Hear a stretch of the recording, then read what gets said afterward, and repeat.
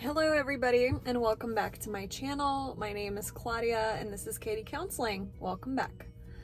Alright guys, welcome back to another episode of me talking in the car, right?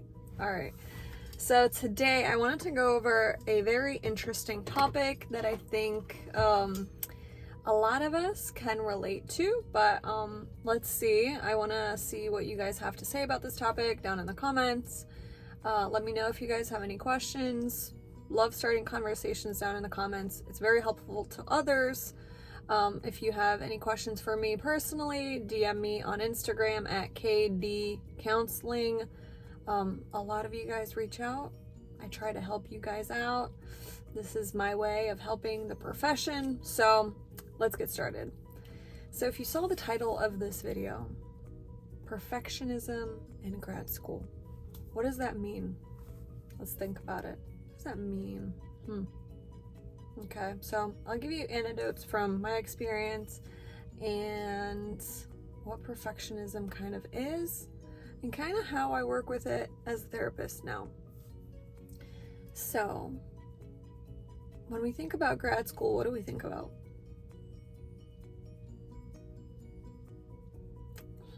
Okay, so in graduate school, a lot of the people that are in the programs are high achievers, want to go further, have the want and need to explore further, right?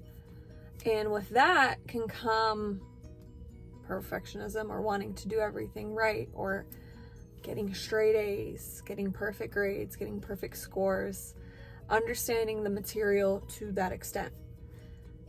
On the other hand, that is kind of what grad school is about. A lot of grad programs require a high GPA. They require some kind of want, need, desire to really explore a topic or a profession, to the next level, right? So it kind of goes hand in hand, right? From what I experienced in graduate school, and even a little bit in undergrad, but grad school really turned the heat up. This is how I explain it. This is my experience. If this was not your experience, that's fine. It's mine. I'm going to share it on the internet. In undergrad, I told myself, hey, you need to do good, because I don't know if you guys have watched my previous videos, but I went to school straight out of high school. It was like community college. I didn't feel challenged at the time. I didn't know how to work school into my schedule. I was working full-time at the restaurant. I kept signing up for classes and withdrawing classes, okay?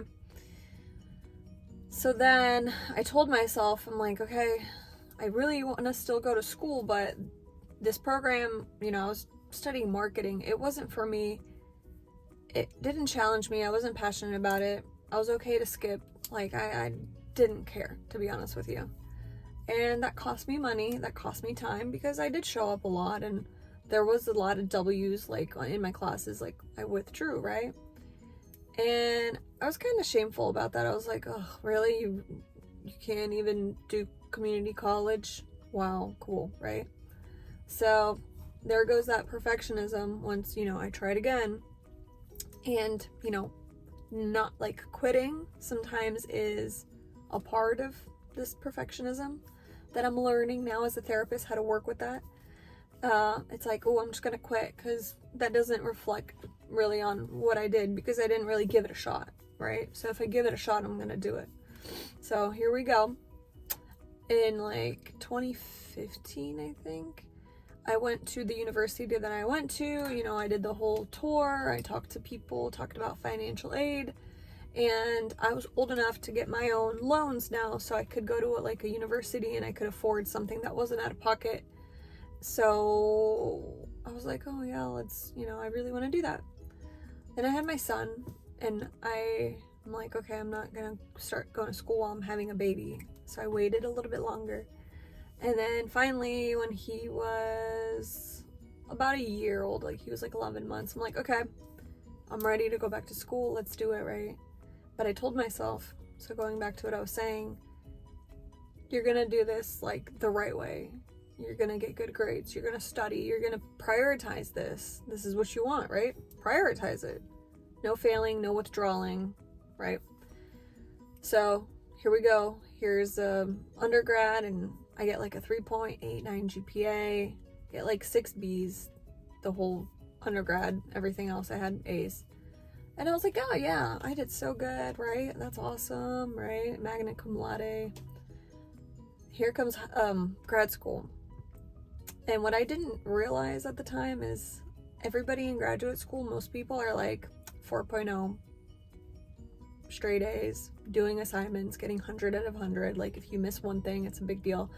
So I found myself in a pool of people that were perfectionists and or just really smart, right? Not saying everybody has that issue. Some people are just very smart, intelligent, that's how they do life, but I was in the mix, and I would get feedback from peers. It's like, I didn't get 100, this is so bad, this is blah blah blah. Like if I don't get straight A's, I'm like, they will have like an internal conflict if they don't have straight A's. So I'm like, whoa, like I really have to step up my game. Even when we did discussion boards, I would hop onto the discussion board, and I'm gonna be brutally honest with you guys, like with my schedule, having a child, working in the restaurant, and before I had internship, even then, like we had 3 classes, so it was a heavy load of work. I was like, on Sundays I had a day off, and on Sundays I did all my stuff. Most of the time, like I didn't do anything during the week. I waited till Sunday and I got everything done, right? But even some of these discussion boards were like papers, right? You had to have different sources, and you had to be concise, you had to make sense, you had to answer the questions that are asked, because in graduate school, you know, in undergrad, sometimes you're able to BS some of the stuff and be like, yeah, blah blah blah, I learned this from this article, whatever. But no, like in grad school, it's like it's asking you something really specific, and unless you take the time to really go through it and find the answers and kind of give your take on it on a deeper level, you're not gonna get a good grade, because they'll see that you kind of did it halfway and, you know, didn't take your time on doing the assignment. So I would see everybody in my classes, like, you know, discussion boards can be like short, but you would see people like writing a paper in the discussion, right? And then you have to respond to them, and you have to read it, and you have to kind of digest the information. So I found myself going like, okay, Claudia, if you're going to do this, even if you just have the Sunday off, like you can't just take 2 hours at 5 p.m. to do your homework. Like this might be an all day thing. Like you really have to invest your time into this. So that's where I gave myself that promise, right? Like you got to do this right. So all in all, with my program, I ended up getting 1B, which was an 89.6 or something, and the teacher didn't round it up.